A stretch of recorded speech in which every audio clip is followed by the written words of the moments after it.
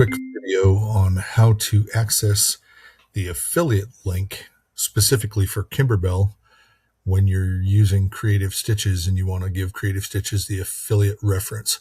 So you hit the creativestitchesmontana.com site and roll down. As you're rolling down here through our advertising, you'll see a thing that says Shop Direct and Support Local. This is where we're trying to put all of our affiliate links. There's also an affiliate page that I'll keep up to date.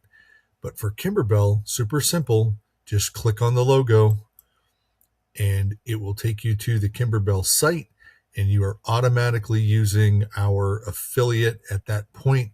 How you know that is when you go to Shop Products, you'll see a banner across the top up here that says you're shopping with Creative Stitches Montana.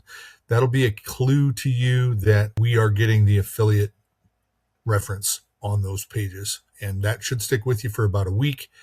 And then if you don't see it up there, just run back to creativestitchesmontana.com and do it again. Roll down, click on Kimberbell, and then it'll be there for another week. Hope that helps.